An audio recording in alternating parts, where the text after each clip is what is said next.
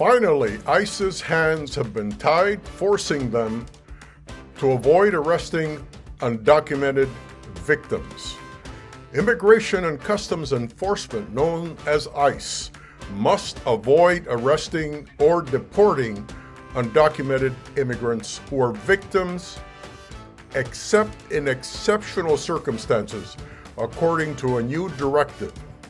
At last, a stop to the Trump policy of waiting for an immigrant victim to report a crime so ICE can pick him up instead of investigating the crime, in essence, indirectly aiding the criminal who quickly learned that victimizing migrants was a great way of getting away with a crime.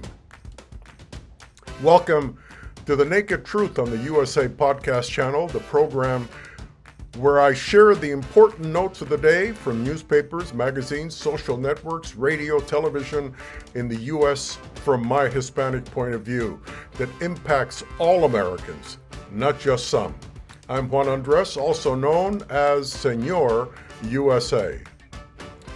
The agency's new policy, issued days ago, marks the latest effort by the Biden administration to pivot from the Trump administration tailor enforcement priorities.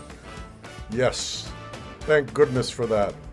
Going forward, ICE will require agents and officers to help undocumented victims, to seek justice and facilitate access to immigration benefits, according to the agency.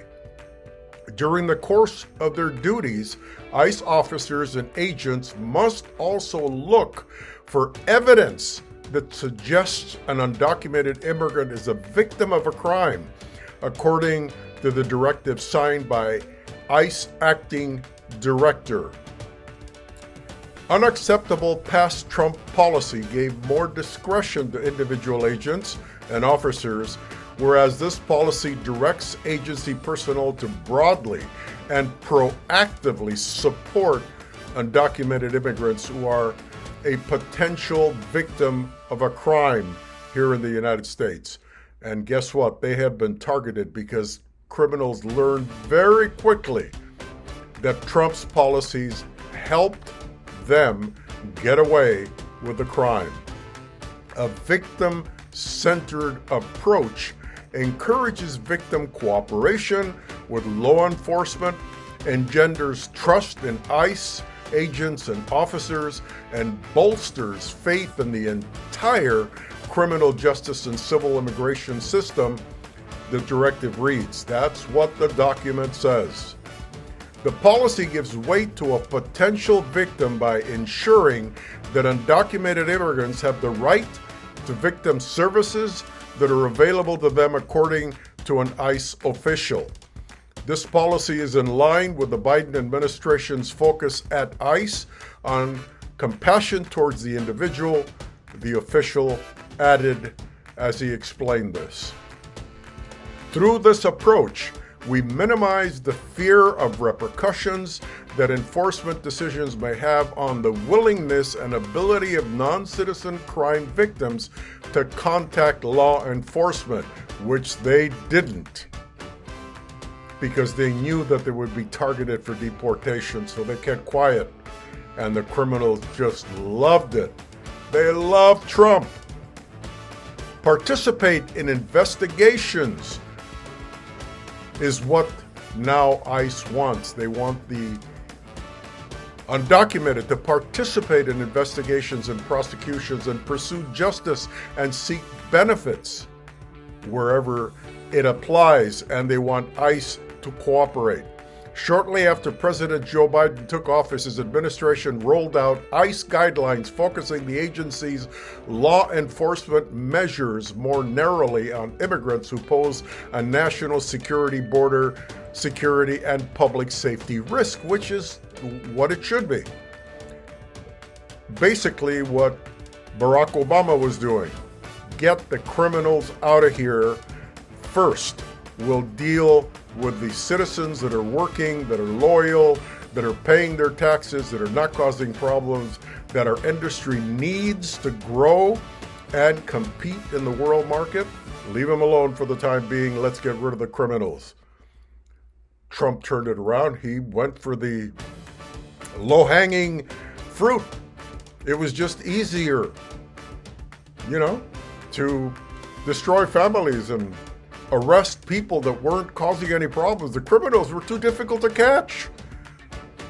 Trump doesn't believe in sacrificing and going after and doing the right thing. He wanted the easy thing that got him where he wanted to get as quickly as possible. In June, ICE terminated the Trump-era office that focused on victims of crimes perpetrated by undocumented immigrants. That's it. Terminated the Trump-era office. It is gone. Ladies and gentlemen, thank goodness. There was a lot of abuse within that area. Critics said the office, which launched in April of 2017, was part of several Trump administration measures meant to skew public opinion against immigrants. Remember what he was doing when he was coming down the escalators of his building? He identified all of us as sex offenders and criminals and thieves and narcotic sellers and users. Anyway, ICE replaced it with a new program to provide victim support regardless of immigration status of the victim or perpetrator. The new hotline provides callers with multiple options, such as the ability to report abuse in ICE detention, along with a long-standing system for push notifications about custody status and case outcome, in addition to the victim assistance support. Yes, this was desperately needed. I am so glad that President Biden kept his word and got rid of this horrible policies from the Trump era that absolutely targeted the Latino community in general. And basically, my opinion, he was doing it for the fear of the power of the Latino vote. If he could get enough Latinos to turn against each other, turn against the immigrants, turn against anybody that likes the immigrants, turn your back, call yourself a conservative and detest and don't cooperate with a liberal Latino. That was the idea. Division. He was a master of dividing people. And guess what? The one term, twice impeached ex-president of the United States is gone for the time being, and hopefully permanently. Amen. Thank you, President Biden, for being a reasonable president. I'm Juan Andres, also known as Senor USA on The Naked Truth. Thank you for listening, and I'll see you next time.